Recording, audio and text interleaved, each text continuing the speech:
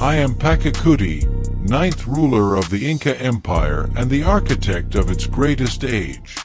My name means, he who overturns space and time, and I have lived to make that title my truth. When I was born as Pachacuti Yupanqui, the empire was a modest kingdom centered in the valley of Cuzco.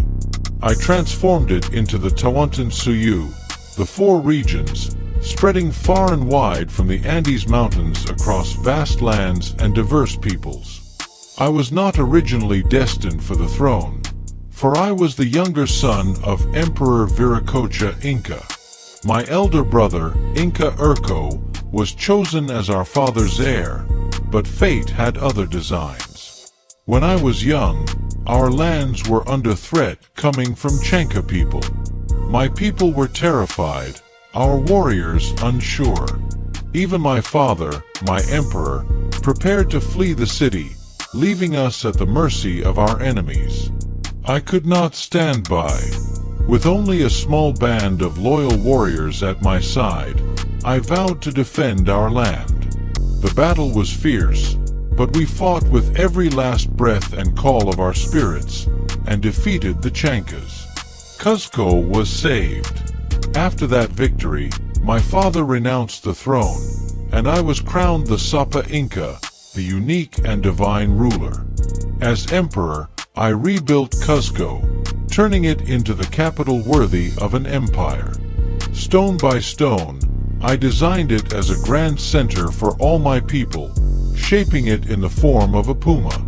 I ordered the construction of magnificent temples to honor Inti, the sun god, whose radiance guided our path and blessed our lands. My reign was one of law and order.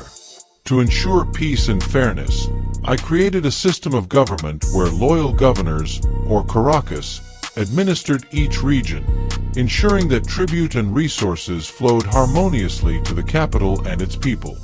Every man, woman, and child had their place and purpose. Land was divided equally, shared between the state, the gods, and the people. In this way, no one wanted for food, and all were honored under the rays of the sun. My life was a cycle, as all things are under Inti's gaze. I understood that my spirit was a single part of the grand flow of time. I prepared my son, Pachacuti Inca Yupanqui, to carry forth our mission, so that our empire, our Tawantinsuyu, would endure. Pachacuti Inca Yupanqui, one of the most influential figures in the history of South America, is credited with transforming the Inca civilization into a vast and powerful empire. His reign, which began in the mid-15th century, marked a period of extraordinary expansion, military conquest, and social organization, laying the foundations for the Inca Empire, which would later dominate much of the Andean region. Pachacuti was not initially destined to rule. His father, Viracocha Inca, and his older brother, Urco, were in power when the Chanca, a powerful rival group, launched an attack on Cuzco around 1438. The situation seemed hopeless, and Viracocha Inca and Urco fled. However, Pachacuti stood his ground and organized the defense of the city. With the help of his loyal warriors and legendary accounts of supernatural intervention, such as stone warriors coming to life, he successfully defeated the Chanca invaders. This victory established his reputation as a formidable leader, and he soon deposed his father and brother to become the Sapa Inca, the supreme ruler. After securing his throne, Pachacuti embarked on a series of military campaigns that vastly expanded Inca territory. He extended Inca influence into modern-day Ecuador and parts of Chile, subduing local kingdoms such as the Chima, a major rival on the northern coast. Pachacuti Inca Yupanqui's reign was not only a period of military expansion, but also a time of profound cultural, administrative, and architectural development. His reforms shaped Inca traditions, education, and daily life, turning the empire into a highly organized and sophisticated civilization. The Inca society was hierarchical, with the Sopa Inca, the emperor, at the top. Below him were noble classes, administrators, artisans, and common farmers.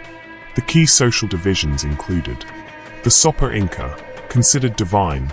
Pachacuti ruled as the son of the sun, believed to be chosen by Inti, the sun god. Nobles. These were Pachacuti's family members and other high-ranking Incas who held important government and religious positions. Administrators and military leaders. Pachacuti appointed trusted officials to govern the expanding empire. Commoners. The majority of the population were farmers, craftsmen, and laborers, contributing to the empire through the MITA system, mandatory labor service. Religion played a vital role in Inca society, influencing everything from governance to daily activities. Pachacuti reinforced religious traditions to unify the empire. Worship of Inti, the sun god. Inti was the most important deity, and Pachacuti promoted his worship to establish divine legitimacy for his rule. Coricancha, the Golden Temple of Cuzco. Pachacuti expanded this temple, covering it in gold to honor Inti. It became the religious center of the empire. Viracocha, the creator god. Though Inti was supreme, Viracocha was the god of creation, associated with the origin of the world. Ancestor worship and mummies.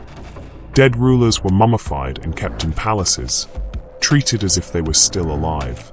Pachacuti himself likely participated in ceremonies where mummies were consulted for decisions. Human and animal sacrifices.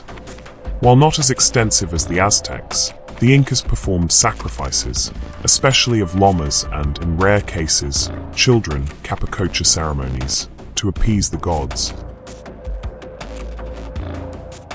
Education in the Inca Empire was primarily for the elite, ensuring the ruling class was well-versed in administration, military strategy, and religion. Yochawasi, House of Knowledge. Schools in Cuzco trained young nobles in history, astronomy, mathematics, and administration. Oral tradition. Since the Incas had no written script, knowledge was passed through quipus, knotted strings used for record-keeping, and through trained amautas, scholars. Astronomy and agriculture. The Incas were skilled astronomers, and Pachacuti ordered the construction of solar observatories to track celestial movements, which were crucial for agricultural cycles.